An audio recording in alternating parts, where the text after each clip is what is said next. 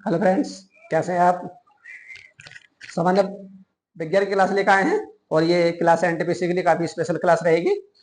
Live पर आते friends, मगर थोड़ा सा अभी सब्सक्राइब वगैरह में एक दो लोग लाइव लाइव नहीं आते, एक दो लोग आते हैं लाइव। हो सकता है कि हमारी क्लास अच्छी नहीं लगती हो, कह नहीं सकते हम किसी भी फ्रेंड को। तो हम सामान्य विज्ञान की बायोलॉजी क्लास लेकर आए, काफ़ी महत्वपूर्ण क्लास रहेगी, एनटीपीसी के लिए स्पेशल रहेगा। तो चलिए प्रश्न शुरू कर लेते हैं। Theory plus objective, theory plus objective class रहेगी हमारी। देखिए, नाभिकीय विखंडन, वो नाभिकीय भौतिक विज्ञान ये है। बात करते पहले यहाँ पर इलेक्ट्रॉन, इलेक्ट्रॉन के बारे में जान लेते हैं। इलेक्ट्रॉन की खोज 1897 में अंग्रेजी वैज्ञानिक ने की थी, जे थॉमसन ने। कैथोड किरणों के रूप में इलेक्ट्रॉन अति सूक्ष्म कण होते हैं, अतः ये परमाणु के नाभिकीय के बाहर चारों ओर चक्कर लगाते हैं। अगर इन पर बात कर लेते हैं, 1.6 यानी कि 1.6 इंटू 10 - कूलम ऋणात्मक आवेश होता है। ऋणात्मक का मतलब जानते हो, जैसा आपका ये है 10 है, सॉरी 10 है, इस ये नहीं 10 नहीं, जैसे 1 2 3 4 इस टाइप से आपके 9 शून्य होंगे, एक लास्ट में होगा, तो ये ऋणात्मक है, माइनस है। ये माइनस के 19 कूलाम होते हैं। अब ये होता है, इनका जो द्रव्यमान होता है 1/31 किग्रा होता है, जो ये एक स्थायी मूल कण होता है।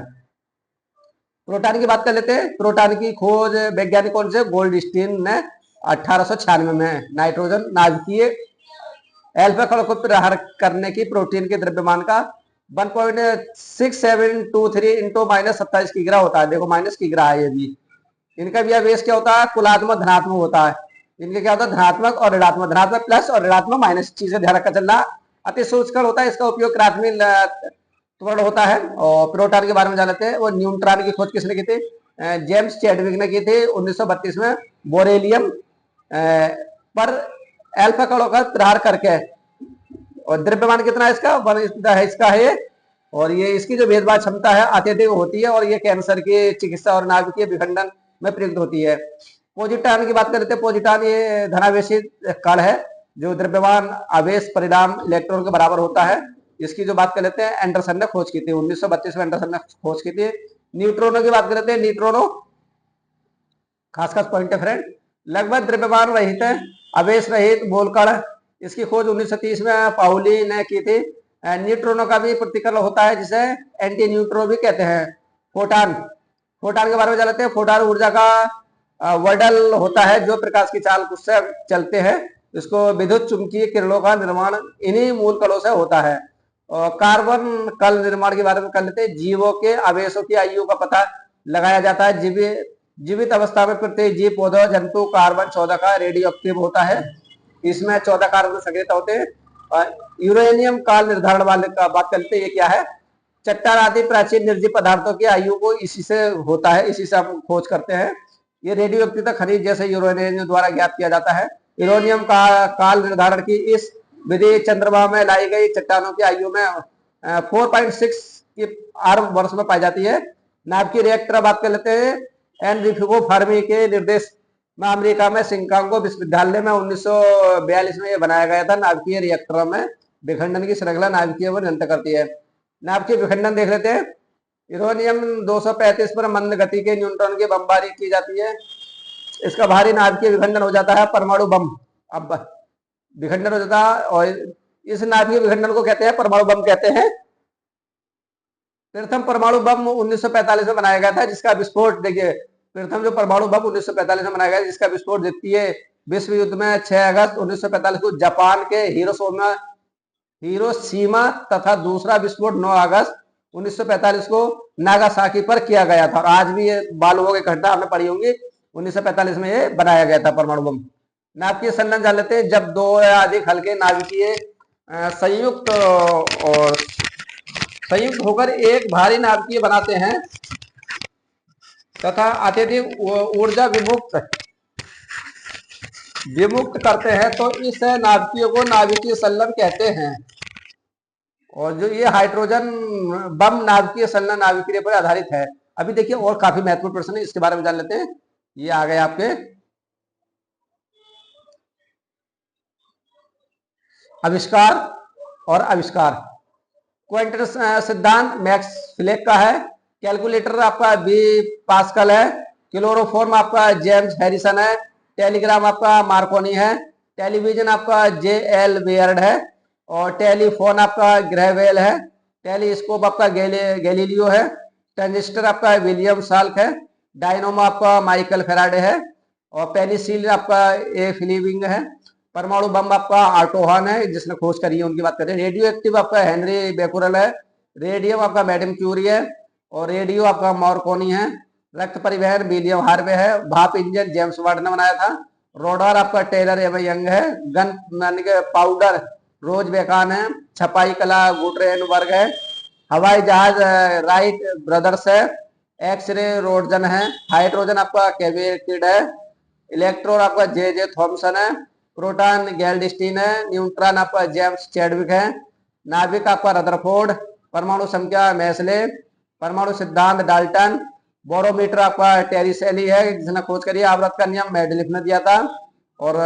डाइनामाइट आपका अल्फ्रेड नोबेल है, सापेक्षता का सिद्धांत आइंस्टाइन ने, और माइक्रोस्कोप आपका जैनसन ने, इंसुलिन आपका वेटिंग एवं वेस्ट ने, पोलियो के टीका किया जॉन सोल्क ने, और बेतार का तार आपका मार्कोनी ने, जेट इंजन आपका फ्रैंक हिटल ने, रोडर आपका अल्बर्ट टेलर ने, प्रिंटिंग प्रेस आपका जॉन गुटेनबर्ग, माइक्रोस्कोप आपका जेड जॉनसन, और प्रेशर कुकर आपका डेनिस पेपिन ने, कास्मिक किरण आपका Victor Hess, telescope Hans Lippershey, AC motor आपका निकोला टेस्ला, और कॉनोमीटर आपका जॉन हैरिसन।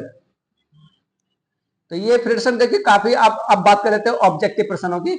ऑब्जेक्टिव प्रश्न देखिए, टेस्ट पेपर दूसरा है, तीसरा 2 पेपर हमने टेस्ट पेपर करा दिए इसमें के, हम कम से कम 100 टेस्ट पेपर कराएंगे इसमें के।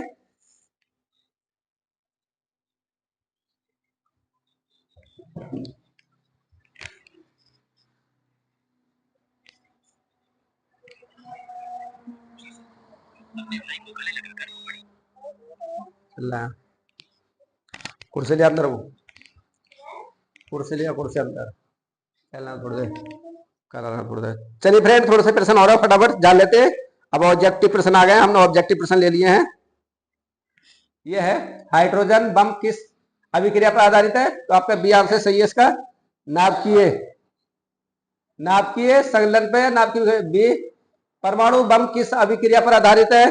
तो ये आपका नाभिकीय विखंडन। दूसरा, तीसरा, रडार के आविष्कार कौन थे? तीसरे की बात कर लेते हैं, सी आंसर सही है, अल्बर्ट टेलर थे। न्यूट्रॉन की खोज किसने की थी? तो ये आपकी पाउलिना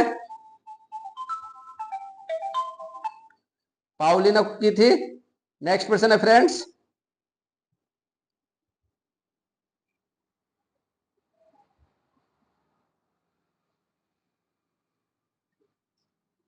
पांचवा आवृत के नियम की खोज किसने की थी? पांचवें प्रश्न की, ये आपका मेडलीफ ने। सिक्स है, नाभिक प्रथम नाभिकीय रिएक्टर किसके निर्देश में बनाया गया था? सिक्सवा, तो आपका बी आंसर है, एनरिको फर्मी ने। प्रथम हाइड्रोजन बम कब बनाया गया था? सातवें का डी आंसर सही है, 1952। प्रोटॉन किस प्रकार का कण है? आठवां का भी आंसर सही है, धन आवेश युक्त। और इलेक्ट्रॉन किस प्रकार का कण है? नवे का बी आंसर सही है आपका, ऋण आवेश युक्त। न्यूट्रॉन किस प्रकार का कण है? 10वें का सी, आवेशहीन। परमाणु बम का आविष्कार किसने किया था? 11वें का ए आंसर सही है, ऑटो हॉर्न ने। प्रथम परमाणु बम कब बनाया गया था? 12वें का, तो 12वें का ये आंसर सही है, 1945। इलेक्ट्रॉन की खोज किसने की थी? 13वां प्रश्न है, 13वें का सी आंसर सही है आपका, जे थॉमसन। प्रोटॉन की खोज किसने की थी? 14वें का देखिए किस टाइप के प्रश्न है।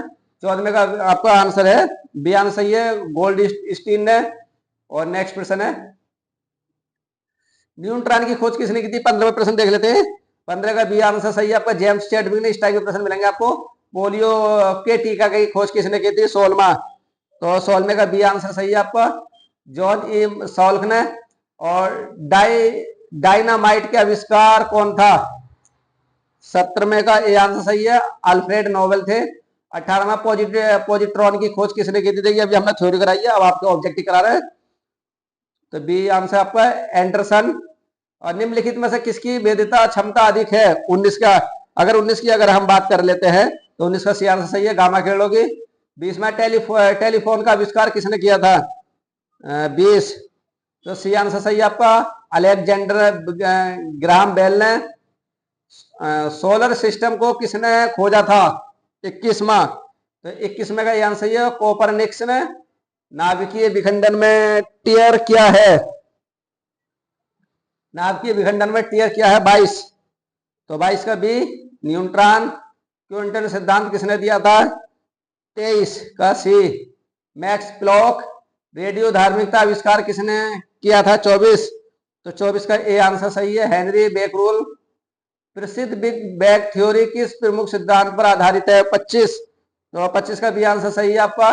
डॉपलर प्रभाव इनमें से कौन सूक्ष्म तत्व है? 26। तो 26 की बात कर लेते हैं। 26 का भी आंसर सही है आपको। हाइड्रोजन। 27वां प्रश्न है, भारत में का प्रथम परमाणु रिएक्टर किस नाम से जाना जाता है? तो ये आपका अप्सरा के। और इलेक्ट्रॉन के आवेश का निर्धारण किसने किया था? 28वें का। 28वें का प्रश्न है।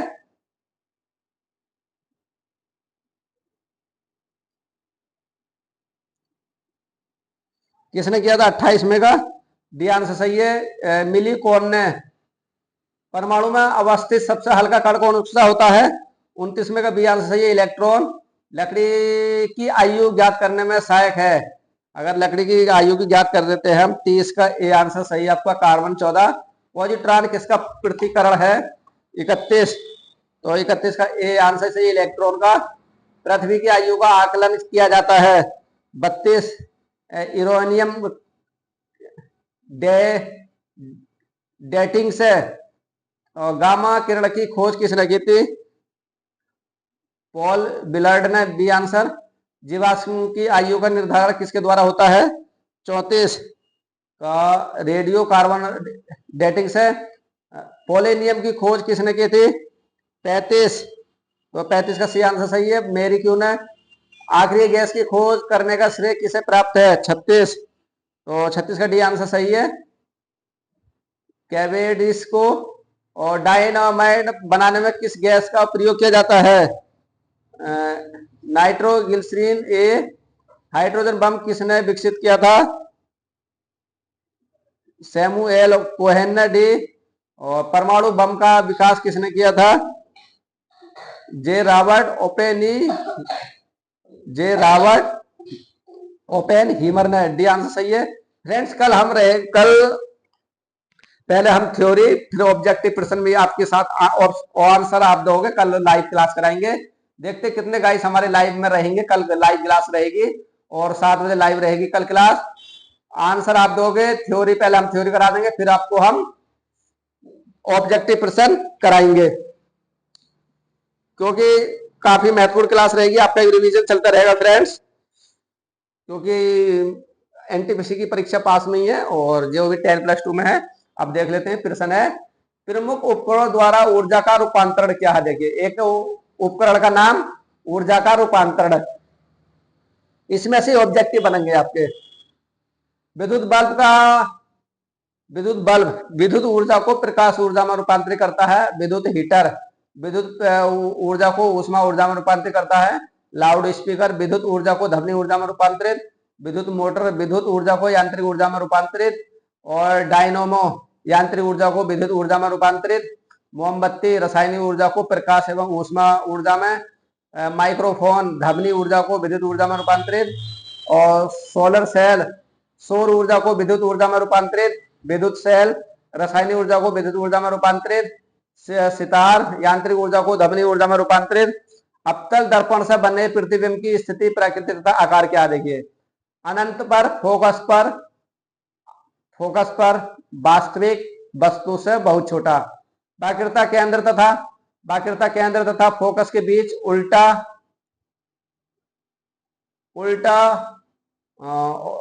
तथा वस्तु से छोटा। अनंत के बीच में वक्रता केंद्र पर वास्तविक उल्टा तथा वस्तु के बराबर। वक्रता केंद्र तथा फोकस के बीच। वक्रता केंद्र तथा अनंत के बीच वास्तविक उल्टा तथा वस्तु से बड़ा। फोकस पर अनंत पर वास्तविक उल्टा तथा वस्तु से बहुत बड़ा। फोकस तथा ध्रुव के बीच दर्पण के पीछे काल्पनिक सीधा तथा वस्तु से बड़ा। उत्तल दर्पण से बने प्रतिबिंब की स्थिति और आकृति तथा आकार जान लेते हैं। अनंत पर क्या है? फोकस पर काल्पनिक सीधा तथा वस्तु से बहुत छोटा, और ध्रुव तथा दर्पण के पीछे ध्रुव तथा फोकस के बीच काल्पनिक, अनंत के बीच सीधा तथा वस्तु से छोटा। उत्तर लेंस से बने प्रतिबिंब की स्थिति, आकृति तथा आकार क्या है? अनंत पर दूसरी ओर फोकस पर वास्तविक उल्टा तथा वस्तु से छोटा, और वक्रता केंद्र तथा लेंस की दूरी दूसरी और लेंस और वक्रता केंद्र के बीच और अनंत के बीच वास्तविक उल्टा तथा वस्तु से छोटा, और वक्रता केंद्र पर दूसरी और वक्रता केंद्र पर वास्तविक उल्टा तथा बराबर, वक्रता केंद्र तथा लेंस की दूसरी और अनंत और वक्रता केंद्र के बीच फोकस के बीच वास्तविक उल्टा तथा वस्तु से बड़ा। इस टाइप से प्रश्न पूछे जाएंगे फ्रेंड्स। ऑब्जेक्टिव फोकस पर क्या है? दूसरी ओर अनंत पर वास्तविक उल्टा तथा वस्तु से बड़ा, और फोकस तथा लेंस के बीच वस्तु की और काल्पनिक सीधा तथा वस्तु से ऊपर। आप प्रमुख उत्प्रेरक तथा उनके उपयोग जान लेते हैं। उत्प्रेरक एवं उनका उपयोग क्या है? लोहा चूर्ण अमोनिया गैस बनाने की हेबर विधि है। प्लेटिनियम चूर्ण आपका सल्फ्यूरिक अम्ल बनाने की संपर्क विधि। निकिल आपका वनस्पति तेल से कृत्रिम घी बनाने में। क्यूप्रिक क्लोराइड क्लोरीन गैस बनाने की डिकॉन विधि, और गर्म एल्यूमिनियम एल्कोहल से ईथर बनाने में। ये सभी के लिए प्रश्न बहुत बहुत महत्वपूर्ण है, जो भी 10+2 में एनटीपीसी में प्रश्न डाला है। आप देख लेते हैं प्रमुख उपकरण तथा उनके कार्य। अल्टीमीटर ऊंचाई का मापक। इस अल्टीमीटर से ऊंचाई का मापन नापी जाती है, ऊंचाई नापी जाती है। बैरोमीटर से वायुमंडल का दाब नापा जाता है, और कार्डियोग्राम से हृदय की गति नापी जाती है। हाइड्रोमीटर से द्रव्य का अपेक्षित घनत्व नापा जाता है। नैनोमीटर से गैसों के दाब मापी जाती है। रेन गेज से वर्षा का मापक, और रिएक्टर स्केल से भूकंप की तीव्रता मापी जाती है। लेक्टोमीटर से दूध की शुद्धता मापी जाती है, और फेदोमीटर से समुद्र की गहराई का मापक है। एनीमोमीटर से हवा की शक्ति तथा गति की माप, और हाइग्रोमीटर से वायुमंडल की आर्द्रता की माप, और स्पोग्राम से भूकंप मापी यंत्र। सेक्सनेट से आपका आकाशीय पिंड की कोणीय दूरी की माप, और अमीटर से विद्युत धारा की माप। ओडोमीटर से पहिए द्वारा तय की गई दूरी। क्रेस्कोग्राफ से पौधों की वृद्धि की माप। गैल्वेनोमीटर से विद्युत धारा के प्रबलता की माप। स्पेग्नोमीटर से रक्तदाब का मापक। पायरोमीटर से उच्च ताप मापक। हाइड्रोफोन से पानी में धबरी की माप। टोकोमीटर से वायुयान तथा मोटर बोटों की गति का मापन। थर्मोस्टेट से ताप नियंत्रण करने में, और गैरास्कोप घूमती हुई वस्तु की गति मापने में। स्टेथोस्कोप हृदय और फेफड़े की गति सुनने में। डायलिसिस गुर्दे खराब होने की अवस्था में रक्त शोधन में।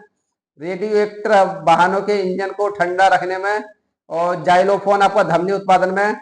पिपेट आपका द्रव्य की निश्चित मात्रा मापने में। पेसमेकर आपके हृदय स्पंद में। कीपोमीटर आपका जलयानों पर समय का सही पता लगाने में। साइट्रोट्रेन कृत्रिम मौसम निर्माण करने में, और पाइकोमीटर आपका दूर की वस्तु का ताप मापने में। स्ट्रोबोस्कोप आवर्ती गति कर रही वस्तुओं का वेग मापने में। डिक्टाफोन आपका बातचीत रिकॉर्ड करने तथा पुनः सुनने में। एक्यूमुलेटर है विद्युत ऊर्जा संग्रह में। कम्यूटेटर विद्युत धारा की गति दिशा बदलने में। ओडोमीटर गाड़ी द्वारा तय की गई दूरी अभिलिखित करने में। कैम्ब्यूरेटर इंजन में पेट्रोल और वायु का निश्चित भाग मिलाने में, और ग्रेविमीटर आपका जल में उपस्थित तेल क्षेत्र का पता लगाने में। तो ये प्रश्न देखिए काफी महत्वपूर्ण प्रश्न रहे। कल भी इसी टॉपिक के साथ रहेंगे, कल भी ऐसी क्लास रहेगी। 2 थ्योरी 1 ऑब्जेक्टिव, 2 थ्योरी 1 ऑब्जेक्टिव, इस टाइप से क्लास लेकर आएंगे फ्रेंड्स हम। और आप लोग अधिक से अधिक शेयर सपोर्ट करिए फ्रेंड्स। अपना यूट्यूब चैनल है, अपना ही परिवार है। जितना अच्छा परिवार बड़ा कर लोगे, इतना ही आपको अच्छा और अच्छे से अच्छा मोटिवेशन कराएंगे, करते रहेंगे फ्रेंड्स। चलिए गाइस, हम लाइव क्लास कराते, लाइव नहीं हो पाई, कल लाइव कराएंगे, और आप कल बताएंगे क्या क्या टॉपिक रहेगा। पहले थ्योरी कराएंगे, उसके बाद में लाइव आंसर आप